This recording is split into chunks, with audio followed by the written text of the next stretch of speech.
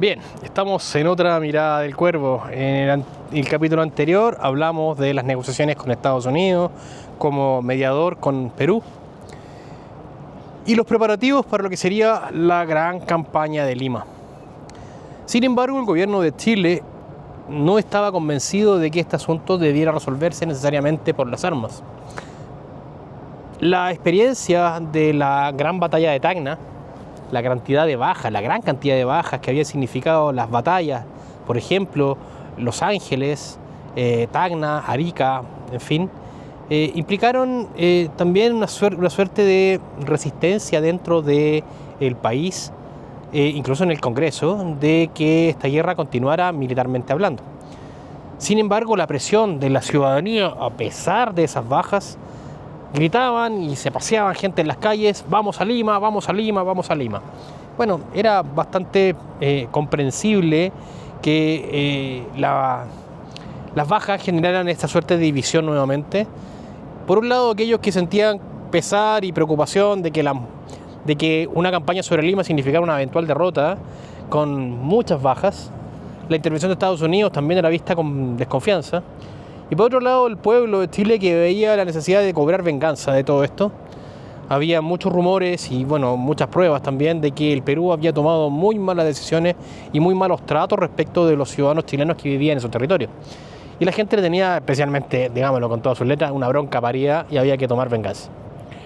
Así entonces, la presión sobre el gobierno era importante. Fue entonces cuando el gobierno decidió que la mejor forma de presionar al Perú a una firma de una paz era a través de presionarles el bolsillo a los terratenientes peruanos. Perú, a diferencia de lo que nosotros podemos creer, era una gran hacienda en realidad. Estaba súper fragmentado el Perú, y creo que hasta el día de hoy se mantiene esa fragmentación. Una masa pequeña de raza blanca, muy poderosa, de raigambre española, alemana, inglesa, en fin, que no se mezclaba con el criollo. Un criollo mestizo, bastante venido a menos económicamente y culturalmente hablando, pero con aspiraciones de más. Y luego una gran masa indígena, mestiza, pobre, muy mal culturalmente, y directamente indígena la mayoría que no hablaba ni siquiera español. En muchos de estos casos era gente apegada a sus terrenos, a sus zonas, con una concepción de patria limitada a su terreno, a sus dioses tutelares. Había una serie de indígenas, por ejemplo, que veían que su tierra era el terreno en el cual el dios Huascarán, este tremendo volcán de la Cordillera Blanca en Perú, daba sombra. Entonces ese era su terreno, el dios tenía que estar a la vista. Si no lo veían, ya se sentían fuera de su ambiente y no participaban directamente en la guerra. En las memorias de don Andrés Cáceres recuerda que una de las causales por las cuales el Perú pierde la guerra es precisamente eso, la profunda división social, económica y cultural que existía dentro del Perú.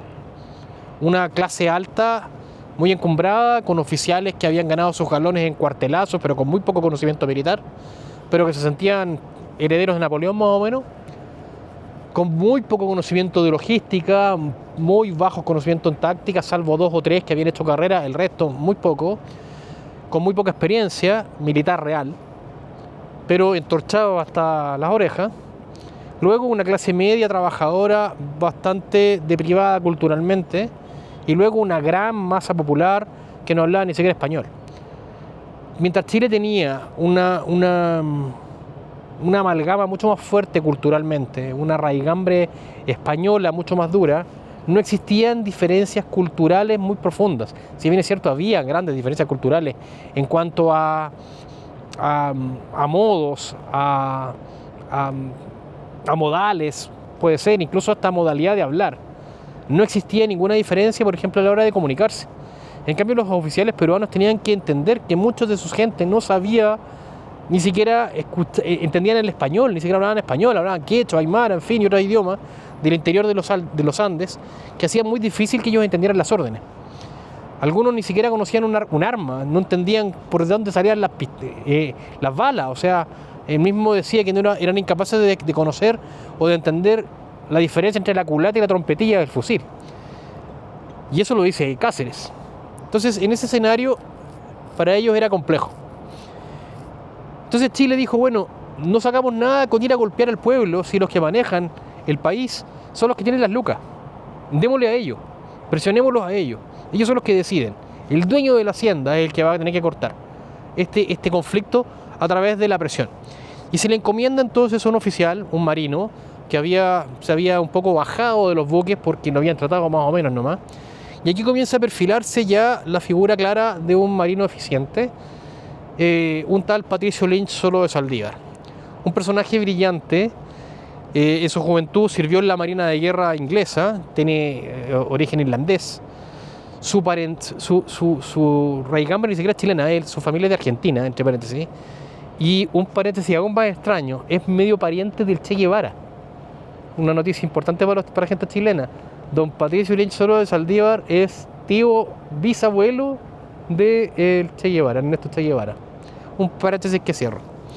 En fin, y Patricio Lynch, sirviendo en la Marina de Guerra de Gran Bretaña, peleó en la Guerra del Opio, peleó en Inglaterra y vuelve a Chile a tomar cargos políticos más bien, y se incorpora en la Marina con bastante distancia de sus coetáneos, producto de que la mayoría lo miraba, digámoslo derechamente, con bastante envidia, lo miraban con recelo, lo encontraban agrandado, lo encontraban estirado, porque además el tipo era enfermo eficiente porque venía con la escuela británica, era un cronómetro el tipo.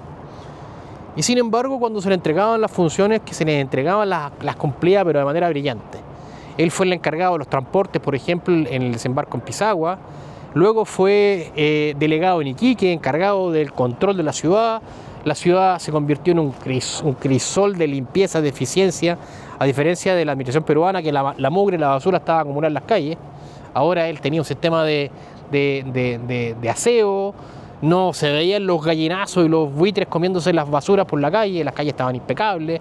Es decir, él aplicó criterios de eficiencia y de limpieza y de civilidad pocas veces vistos en algunos lugares de Latinoamérica. Y a él se le encarga la misión de recorrer el norte del Perú, donde estaban los ingenios azucareros, exigiendo cupos de guerra. Cuando Chile inicia el desembarco de tropas en el litoral, muchos pensaron que el Perú, y Nicolás de Piero era el nuevo presidente del Perú, iba a salir a enfrentar a las tropas chilenas en la playa y a oponerse al desembarco. Sin embargo, para sorpresa de Chile, no hubo tal cosa. Las tropas chilenas comenzaron a desembarcar sus fuerzas sin ninguna oposición prácticamente. Recordemos que la Marina peruana ya estaba prácticamente anulada. La Pilcomayo, que era una corbeta de madera, ya había sido capturada. Lo único que les quedaba como buque de guerra al Perú era el monitor Atahualpa, el Manco Cápac, que su mellizo se había hundido en Arica. El Atahualpa, que era un monitor pesadísimo, no era de alta mar, con una artillería bastante pesada y que era utilizado como una fortaleza flotante frente al Callao. Y como buque de alta mar teníamos solamente a la Unión, que en este periodo se había pegado un pique bien interesante, un viaje a Punta Arenas, imagínense lo que hizo, para controlar el estrecho de Magallanes, por donde entraban los armamentos a Chile. Sin embargo, el buque tuvo que devolverse porque se quedó sin insumos. Sin embargo, la Marina peruana no existía prácticamente en términos operativos y Chile pudo mover sus tropas por mar libremente y comienza a desembarcar en el territorio peruano. Y uno de los desembarcos fue bien al norte a través de esta división de Lynch, con el tercero de línea y otras unidades, comienza a avanzar sobre las zonas y para sorpresa de todos se produce un fenómeno bien extraño. Ocurre que en el Perú existían los llamados culíes.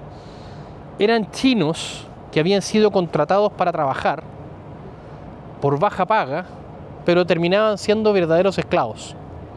Y estos chinos, sometidos a la esclavitud de manera injusta porque no podían volver a su país, veían con mucha impotencia el trato recibido por los hacendados peruanos en esa zona.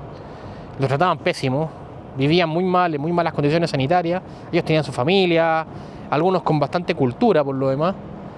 Y llegan las tropas chilenas y comienzan a cobrar cupos de guerra, y el hacendado que se negaba a pagar perdía, porque era o plata o fuego. No hay plata, fuego entonces. Y comienzan a incendiarse los distintos ingenios azucareros que se llamaban, donde se producía azúcar en la caña de azúcar, que generaba bastante plata. Ojo, la melaza se utilizaba para hacer no solamente azúcar, se hacía ron y entre otras cosas, se hacían licores, en fin.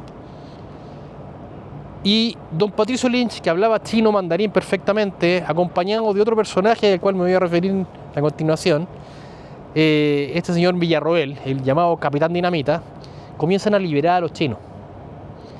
Y cuando en el campamento de Lurín, que se había convertido en el cuartel general chileno, Patricio Lynch vuelve después de un largo periplo por el norte del Perú y llega a Lurín con esta división, llega con su división prácticamente intacta, pero detrás de ellos viene una verdadera legión de chinos con banderas, con animales, con chanchos, con vaca, con familia, con gallina, con todo. Entonces, para mucha gente, a todo esto, Patricio Lynch en el camino adquiere la malaria. Por consiguiente, cuando él entra a Lurín, venía con fiebre y venía con un abrigo encima, a pesar de la temperatura semitropical de la zona, que estaba húmedo, hacía frío en todo caso, pero él venía muy abrigado, venía con fiebre. Y el abrigo que le pusieron era un abrigo de corte absolutamente oriental. Entonces venía con su uniforme de marino, pantalón rojo de montar, botas de montar, espolín de plata y encima un capote enorme de largo, de piel, fabricado por los chinos a la usanza china, y con su kepí de batalla.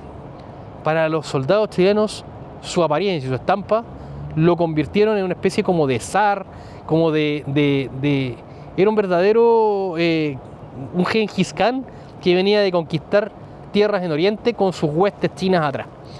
Se convirtió en una leyenda del ejército y las tropas se decidieron seguirlo al infierno si él se los pedía.